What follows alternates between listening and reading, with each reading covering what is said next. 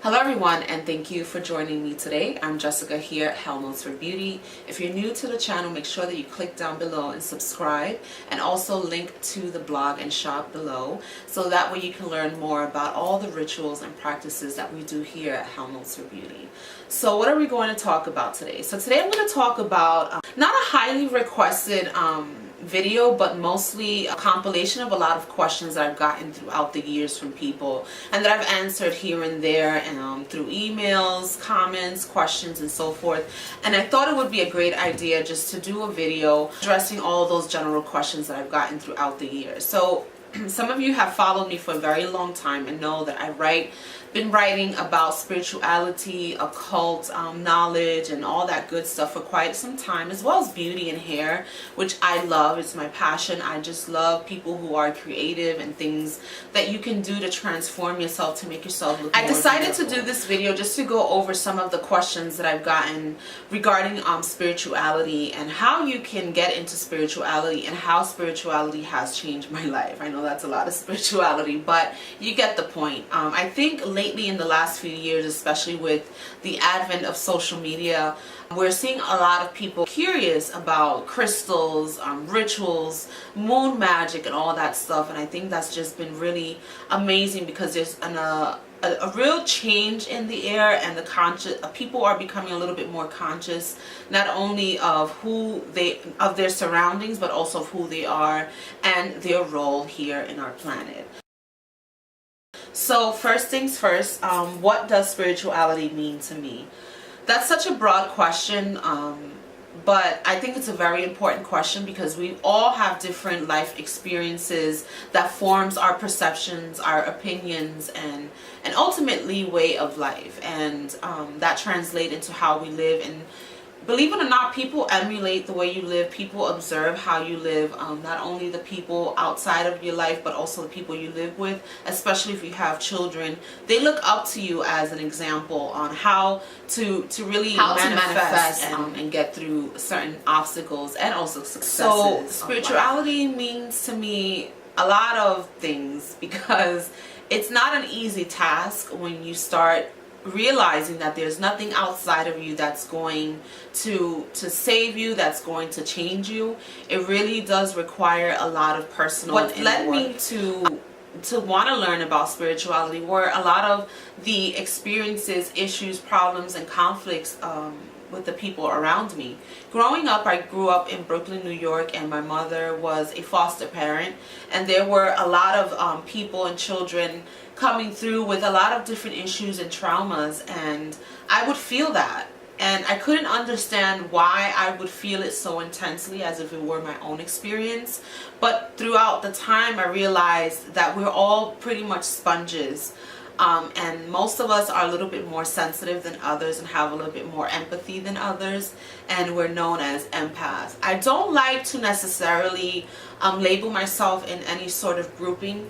I always like to keep it open, because once you close yourself into, oh, I'm just this or just that, you really don't leave the energy open to other experiences that you may be here for. I'm a real believer that we all go through stages and phases in our lives, and not everything that comes into our lives will necessarily remain forever. Once you evolve and you move forward, things will change, things will come, things will leave, and it's up to us how we accept it and let it manifest in our lives.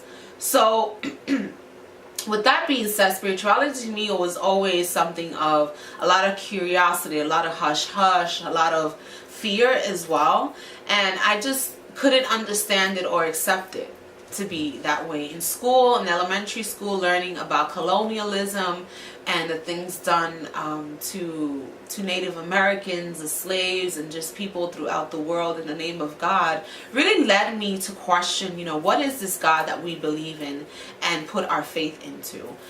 Is it really just a social programming that's out here? So I thought that it was just best for me to find that question out for myself. And through those experiences, I've been able to not come to a full conclusion, but at least have a full understanding of the things that happen to us personally and things that happen to us. So spirituality definitely has a lot to do with who you grew up with and how independent you really want to be with your thoughts and your form of thinking and how you receive information. I personally have always been one to question and want to research, not to be combative or argumentative. That's all where you lose the purpose of what research is about and information, when you use it to prove something.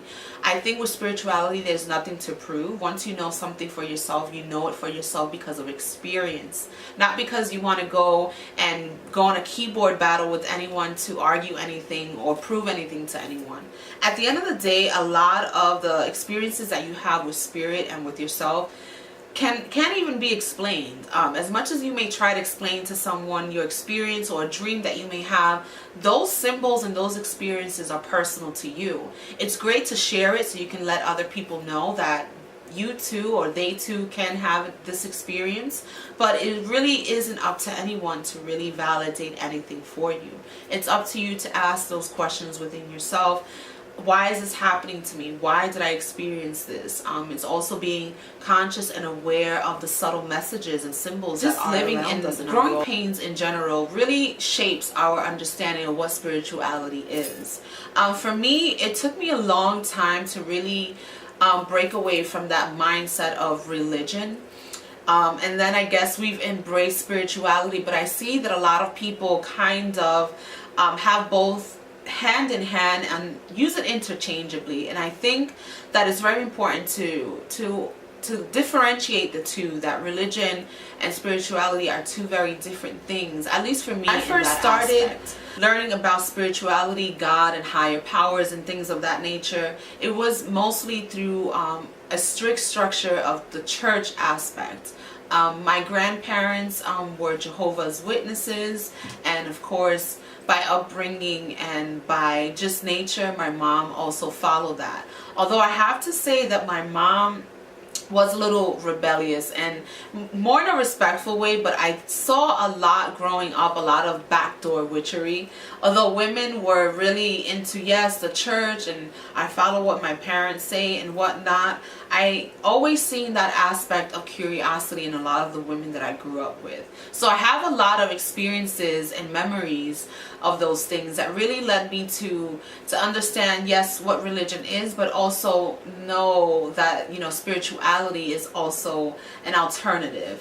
And I don't say alternative in the sense that if you are of a certain following or whatever, you should change because that isn't the way. No, for me it was just learning about, in school, colonialism and just history and conquering other people and countries and whatnot.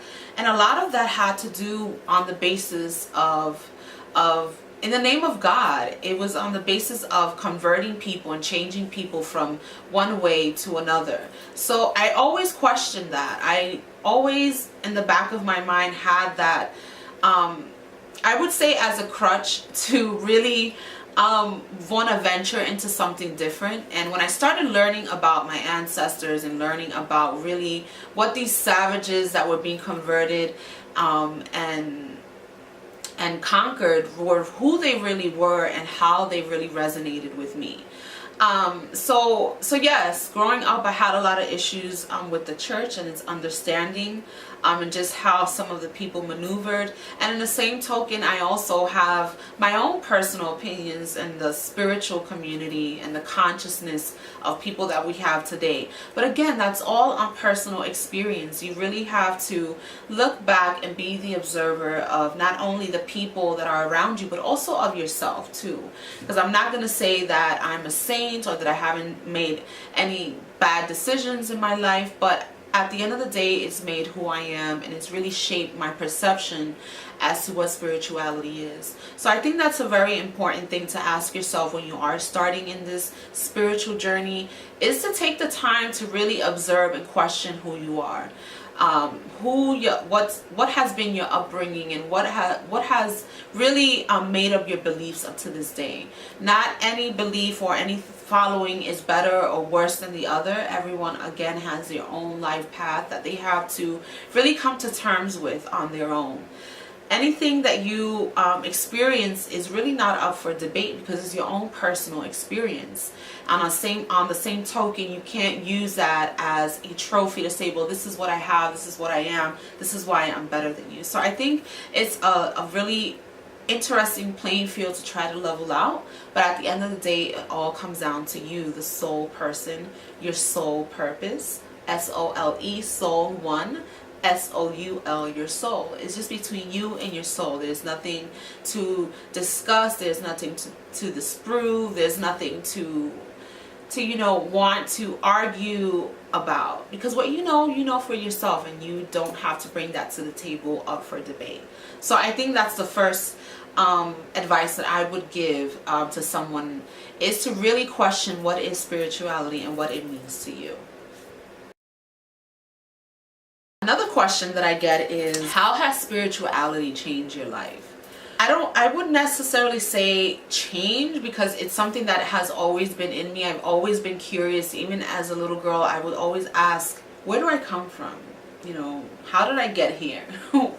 Where do I really belong? I won't say that I never felt that I never belonged here. I know that there's a purpose for me here, but I think that some of the things I've learned has always been about questioning everything. So the first thing that it really helped me and changed my life has been building self-esteem. I think that seeing a lot of the women around me while growing up and seeing of their experiences and traumas and whatnot really led me to understand how you have and must protect and preserve your self-esteem.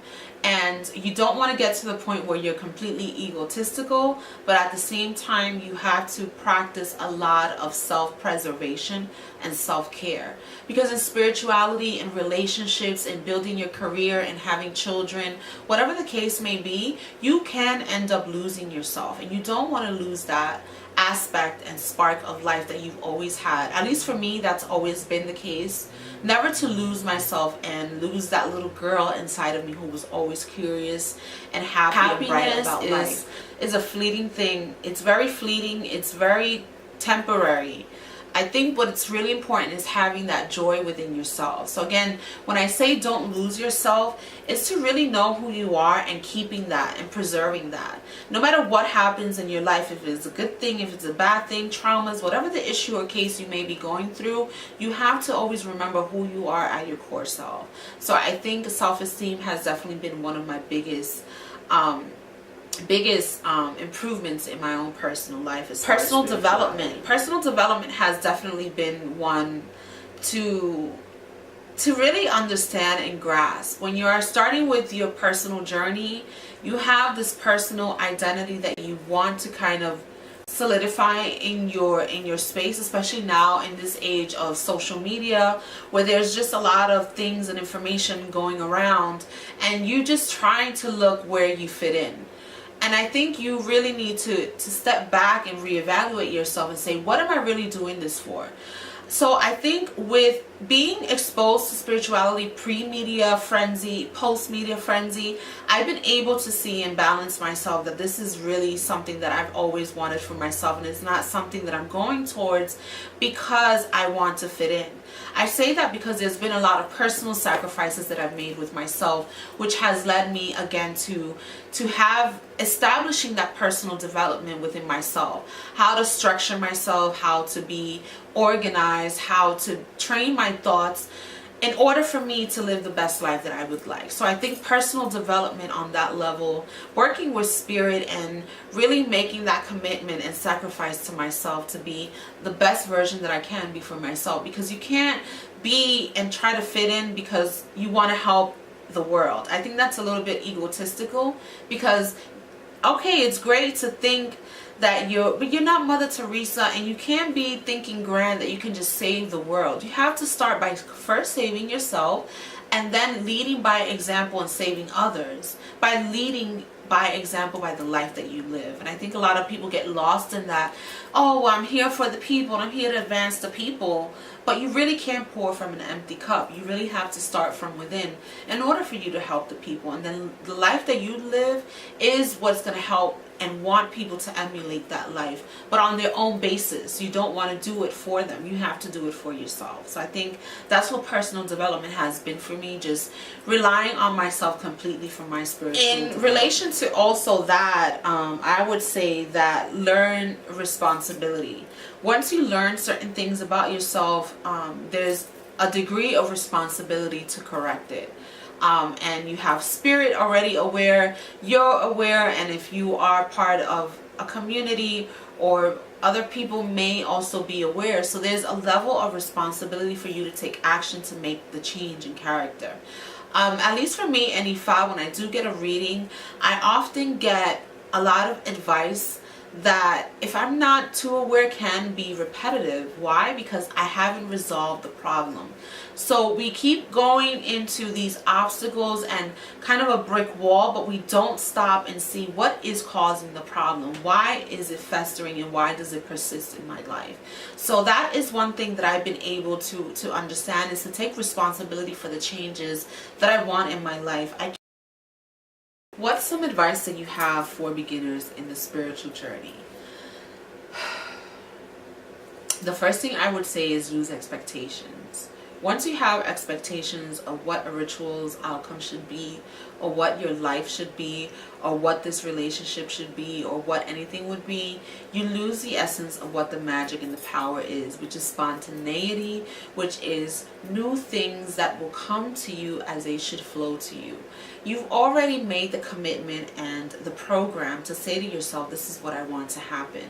But we hold on to just wanting things to happen right away, or we have the expectations of grandeur, when sometimes a lot of the messages that are going to come to you will be subtle and quiet. So I think that's a very important thing for you to understand, is to lose the expectations. Let things reveal itself to you, and not you want to define it and reveal yourself to it. Let it flow itself, let it manifest itself the way it should be, and you will see the answer right before. Another advice that I have for beginners is to be informed, to research, to question. Never take anything or any information for face value. Don't follow people. Don't take their information for granted. Don't think that every new person's post is the new Messiah's post. Make sure that you are able to make determinations for yourself, not because someone told you that you should be doing. My mother would always tell me, no deje que te cuenten, hazlo pa que no te cuenten, just experience and do it for yourself so no one tells you about it. Spirituality is a very personal thing, and if you don't have these experiences, these moments of epiphanies for yourself, where you don't necessarily have to do it to show to the next person that you did, or show to the group that you belong to that it's done. You have to do it to prove it to yourself. So I think being informed and having information always at your disposal is a very important habit to get into when you are getting into spirituality. Meditation is a very important point for me when it comes to really validating the information that I come across, because you have to feel the information that you are taking in. You have to have a purpose for the information that you're another receiving. Thing that I always like to tell beginners is not everything is going to be beautiful flowers, sages, and crystals. This is really a hardcore experience, and not a lot of people are really going to stick to it, because it takes a lot more than just the superficial aspect of aura baths, the superficial aspect of crystals, as I just mentioned. Those are great things, great ways for you to open the gateway to your subconscious mind and reprogram and let it know, hey, this is something new, this is something new that I want to tap into. But at the same moment, you're not always going to have it all beautiful and rose colored glasses. It's just really not going to be like that. There's going to be a lot of personal sacrifices that you're going to have to do. There's people that you're going to have to let go in your life. It may be family, it may be friends. There may be habits that you may have to confront about yourself and really say, is this something that really is going to work for me and is going to elevate me into the further person? And I think the last one that a lot of people really don't like to talk about is address a lot of the personal traumas that we've had in our past lives.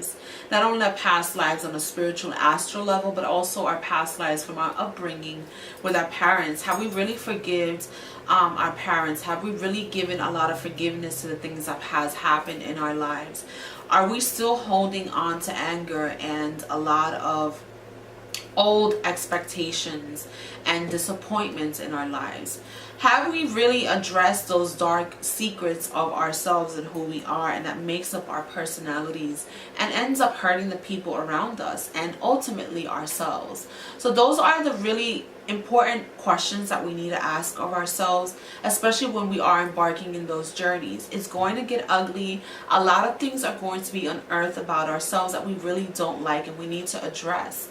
That family trauma, family chains that we need to address will ultimately come up in our spiritual journey and have us question who we are and who we've come from in our ultimate programming that we've had in this world.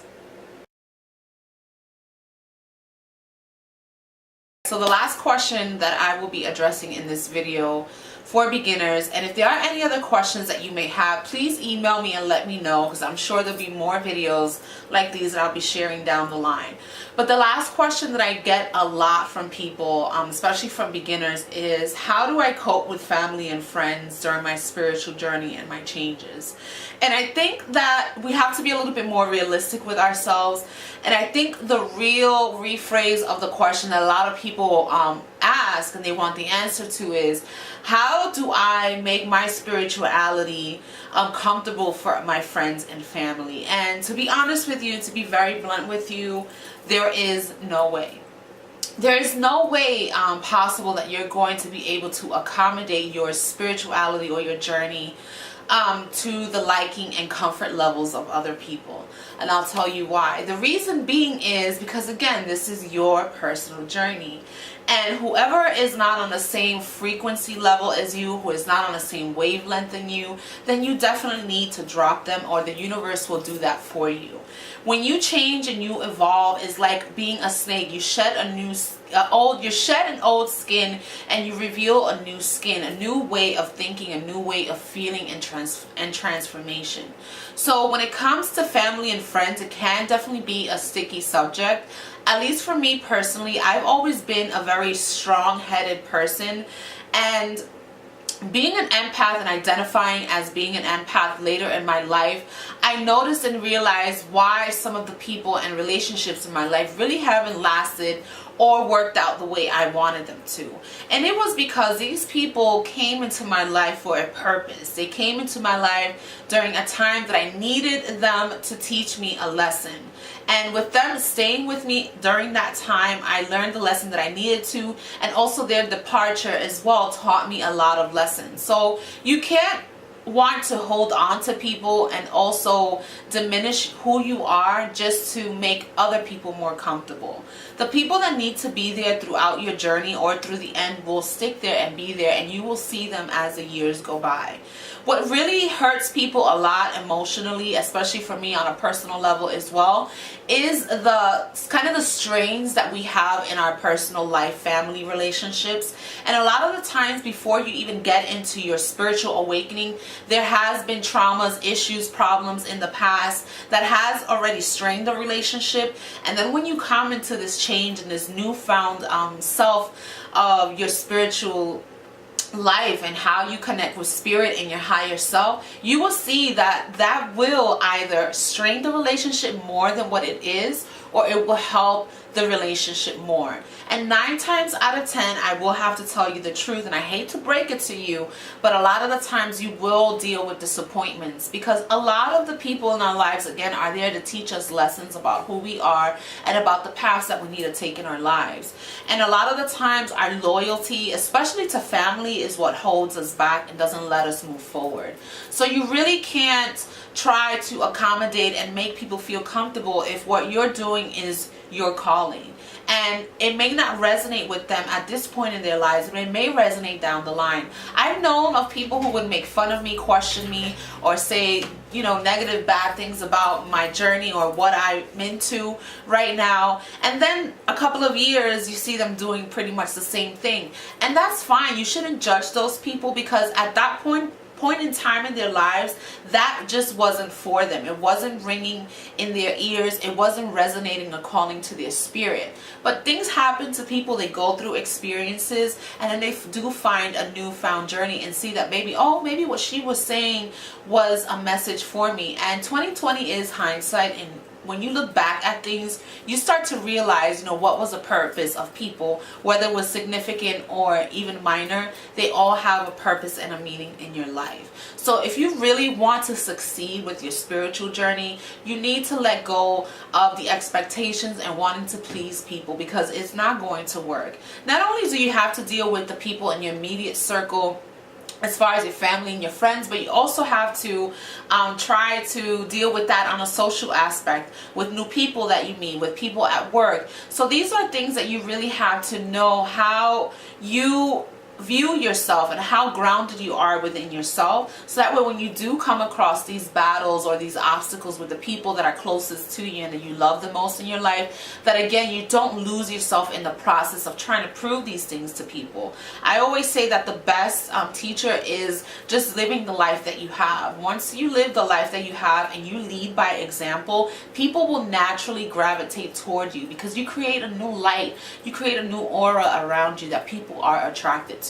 So you don't really have to fuss around too much and try to please people too much. At the end of the day, the people that are supposed to be with you and are supposed to be part of your journey and your life lesson will be there regardless, no matter what. So to me, honestly, I never really cared much about what anyone's opinions were about the things that I were doing, because when I first started into spirituality, a lot of the things that I was into was mostly about self-development, about African knowledge, and a lot of people, thanks to Hollywood and the voodoo aspect that they took as far as describing such a beautiful and natural way of life, they've really demonized it, and people have had made their own opinions about what it is that our ancestors practiced and what they were converted from.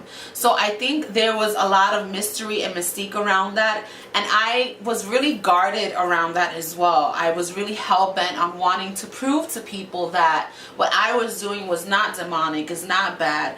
But I found that it wasn't necessary to do that. I found that by me just simply living and being an example to people, gave people that perception of, well, then maybe this isn't really like that. Maybe, there isn't any demonic energy around that. Although there is a personal meaning to what demons are. Make sure you check out the blog. I did write about that. And again, I am still learning about that. But again, you always have to find the information out for yourself. So if you want to maintain a relationship and still keep your spirituality, I always say to keep it to yourself, to the point that you feel grounded enough that the day you come out of the closet or you reveal yourself as a witch or whatever the case may be, that people respect it, because all this time you've been living the example of the life that you need to live. So I want to thank you all for watching. Again, if you haven't subscribed, make sure you do subscribe to the channel down below, and link to the blog and shop as well. Thank you for watching and taking the time. I really hope that you got something out of today's video. Again, this is not information that you have to hold as the truth. This is just information and personal experiences that I'd like to share with you, that hopefully someone out there can take and use it to their advantage in personal development and manifestation. So again, thank you for watching, and stay tuned for the next video. Bye.